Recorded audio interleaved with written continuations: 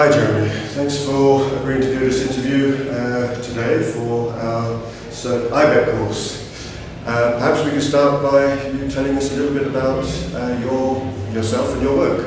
Okay, so I teach at the British Council in Warsaw. I teach a mixture of business English, general English and legal English. I'm also done a lot of work with course design, writing ESP courses for the British Council and for other companies. And I'm also series editor for Cambridge University Press, Cambridge English 4 series of short courses. And I've written some teachers' books for Cambridge as well for legal English. So that's my background. I'm kind of ESP all-rounder, a little bit of everything in ESP. Well, that's great because, as you know, we're here today to talk a little bit about English for special purposes. Mm-hmm. And, well, over to you. Okay.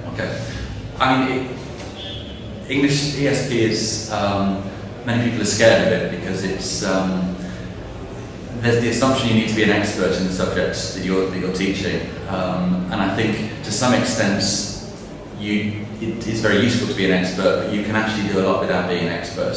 I spent a lot of time recently doing legal English, and when I started with legal English, I absolutely wasn't an expert. I didn't really know anything about it, but the trick is you speak to the students before the course and during the course and after the course, and you keep learning from them and you keep making notes from them, and gradually you actually do become an expert. You become more and more confident, and I've got to the stage now where because I've taught the same course many times, I can predict my student problems and I know the answers to their problems basically from learning from my students, and it gets easier and easier.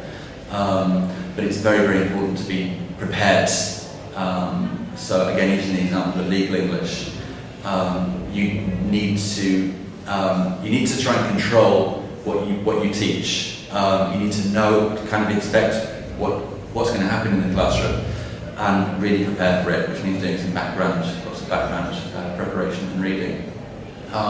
My first lesson with teaching legal English was a disaster because I did exactly the opposite of that. I started with a brainstorming session on I asked the class to give me some vocabulary connected with legal English, just to get an idea of what legal English was all about. And it generated about 30 or 40 words that I didn't know and I couldn't explain. And it just was awful. It was chaotic and stressful. And the students could see that I didn't know what I was talking about, and they were paying a lot of money for this course.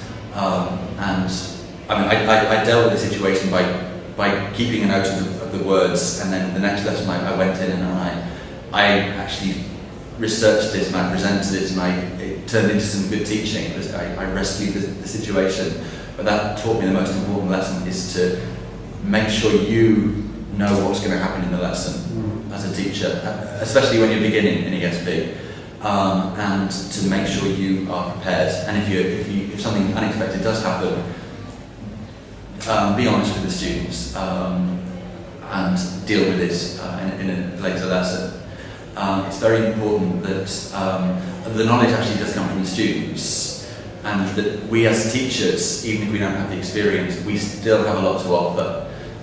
As long as we can get over the initial panic of being in a situation where we don't know as much as our students, there's actually really a lot we can do. And the students can learn a lot of vocabulary from a dictionary, or they can learn a lot about their subject area from their university courses, for example. As teachers, our role is to focus on communication skills and life skills and getting the students to actually activate the language, teaching them learner strategies, learning techniques for building their vocabulary, for increasing their fluency and so on. So these are really teaching things, methodology things, and as teachers with a background in general English and business English, we really do have a lot to offer, and we don't need to feel embarrassed and shy that we don't know so much about their particular field.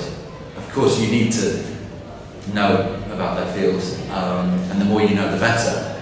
But I think in many ways, a good teacher who knows something about the field is better than a subject area who knows not very much about teaching. I think the methodology is really very important. Okay, well, you've given us some great advice regarding preparation, research, and using that to control the situation, as it were. Can we finish up with one piece of advice for somebody thinking about moving into ESP from general business English? What would it be?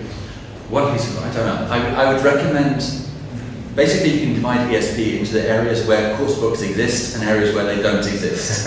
And the ones where course books exist, I would say, is a much safer environment to get started. This field is growing every year, and it's very nice. And now there are teachers' books and there are online resources for those things. So that would be my main advice. If you're getting into a field where the books don't exist, you can do a lot by getting online materials. You can do reading text from the internet, you can do listenings from YouTube and so on. But I would say that's not enough. I think you need to focus especially on the situations that students need to deal with in their day-to-day life. So they don't need to read texts in their day-to-day life. They don't only need to do that. They don't only need to listen to experts. They need to actually deal with clients or with patients or whoever they interact with. So we need to focus on the work situations rather than simply reading texts and listening to experts. We need to build that very much into the course.